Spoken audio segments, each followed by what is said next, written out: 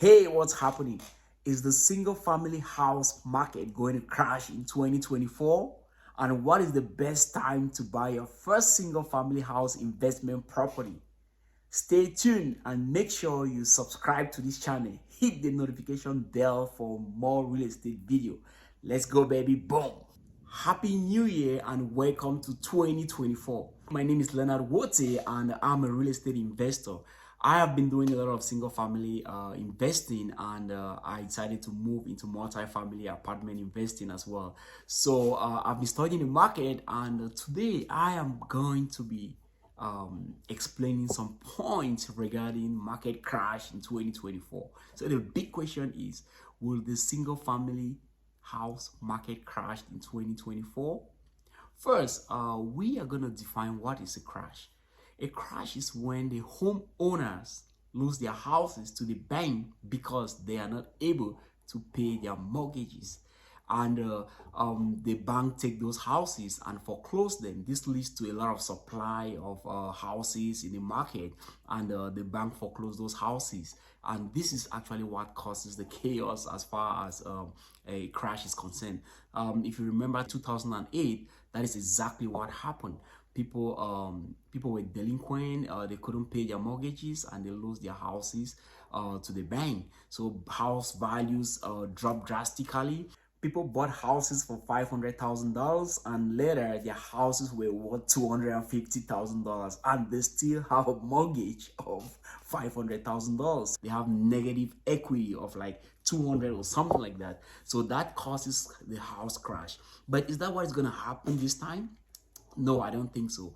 If you remember 2020, the interest rate dropped to like 2%, and the money was cheap. So a lot of people refinance their houses to like 30 years fixed 2% or 1 point something percent, 3%. So people are reluctant to sell. This brings me to my first point. Sellers are reluctant to sell. Nobody want to sell. A lot of homeowners refinance their house 2020, 2021 to like 2%, 1 point something percent for 30 years fixed, and they are able to pay their mortgages, and nobody want to sell their house now that the interest rate is 2% or 3% to buy a house in the current market for 8% or 9%. That does not make any sense. For example, a $400,000 house in 2020 where the interest rate is 2%, if you do the math, that is like $8,000 just for the interest per year. And if you divide it by 12, the interest rate every month is like $660 something dollars. And now that same house for $400,000 with an interest rate of 8%, the interest is gonna be like $32,000, and if you divide it by 12, it's gonna be like $2,600 and something dollars every month. So you can see the difference, and nobody is willing to do that. So because of that, the supply is low, and also the demand is actually low, because people are just like, we are gonna wait for the federal government to reduce the interest rate before we can take a step.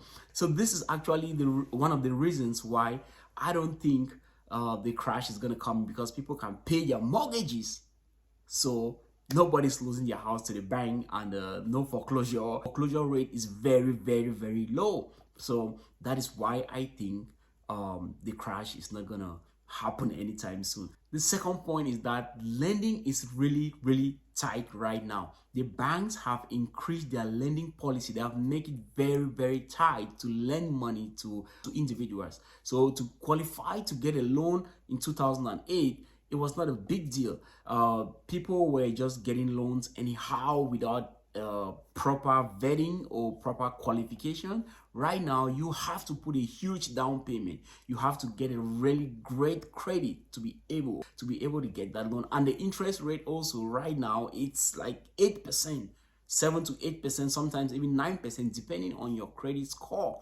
So all these is making the lending really tight. And also remember, some banks failed in 2003, and no bank want to be in that position. So they want to be comfortable. So they want to make sure that you will be able to pay back your loan. So most of them require a lot of down payment right now to be able to qualify to get a loan. Another point is that People have a lot of equity in their homes. What is equity? Equity is the, let's just say you your house, you owe $500,000 and your house is worth $700,000. Then $200,000 is equity.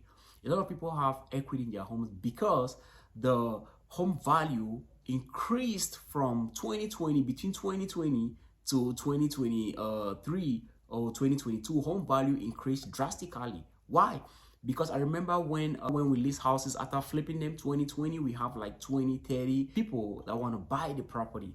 And because of that, we listed houses for $400,000, $500,000, and they let us sold for like $600,000. So that drive prices up because single family house is sold based on the comp. For example, if they want to appraise your house, if you want to sell your house, the appraiser is going to come over there. The appraiser is going to look for the comp. The other houses that sold in the area that has the same bedroom, and all that stuff, if they were sold for like $400,000, $600,000, then your house is gonna worth that same amount. As value of houses increases because of the high demand, that increases value in the neighborhood.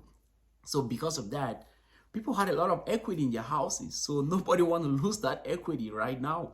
So people don't want to refinance to pull out that equity because the interest rates are really high, and people cannot go to foreclosure because they have low payments that they refinance their loans since 2020 for 2% at the 30 years fix. So nobody want to refinance. So everybody just sitting and like, you know what, we're going to wait for that interest rate to go down before we can do anything. So the transaction is low, demand is low, supply is low. For a crash to happen, there have to be a lot of property in the market. But that is not happening right now. So I don't think crash is gonna happen. Maybe the price we can have a price reduction a little bit, but that's not a crash. Just imagine if the value of your house increases by 60%, and then the next year it reduced by 20% or 30%, that is not a crash. It increased by 60% and 30% was down. So you see how 30% increased. So I don't think that there is gonna be a crash for single family houses in 2024. Another point is mortgage delinquency. The mortgage delinquency rate is very low right now. I was doing a little research and I found out that the mortgage delinquency rate is like 2% as opposed to 2008, which was 28%. What is mortgage delinquent is when homeowners or people are not able to pay their loans. Maybe they are late for like 1, 2, 3 times or something like that because of they don't have job or something, or maybe anything. But when they are not able to make payments, then they lost that property to the bank. But now it's only 2%. People refinance their properties and their mortgage are really, really low. So with that, they are able to make payments. And the federal government was trying to increase rate with the aim that they want to reduce unemployment. So according to the federal government, the unemployment has reduced. So there's no big situation out there that a lot of people are unemployed or something like that. People are making their payments, so the mortgage delinquency is low. So those are the factors that that attribute towards the crash of a market. But I don't see that happening anytime soon. So that is my opinion. You can comment and give your opinion on what you think about the market, and I would really appreciate that. Everybody has their own opinion, but based on my research, I do not think the single family house market is going to crash 2024. So with all this, is this the best time to buy a house or buy your first single family house? If you ask me, I'm gonna say it depends. Even though transaction is not that high, but there are some people that are still selling because of urgency. Maybe military people that want to move because of deployment.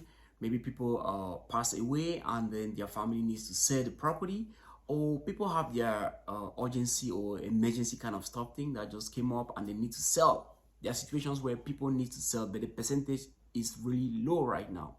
So with that, if you can get a house at a lower price, but even with a higher interest rate, I don't really care because interest rates are always going to go down and you're going to refinance. If you can get it right now at the lower price, for maybe 7 or 8%. And let's say if interest rate goes down, maybe 2024 or 2025, who knows, then you can refinance it down to like maybe 3 or maybe 4%. You're going to be in a better position. For me, it's better to buy at a lower price, higher interest rate, and you later refinance than to buy at a higher price with a low interest rate, because it's going to be difficult for you to refinance back to that lower interest rate. I don't think we're going to go back to 1% or 1 point something percent. That's my opinion. So if you bought for 1 point something percent or maybe 2%, I don't think you're going to be able to refinance there. But if you buy for 7%, 8%, yeah, you can always go back and refinance. Interest rates are definitely going to go back to 4% or 3%.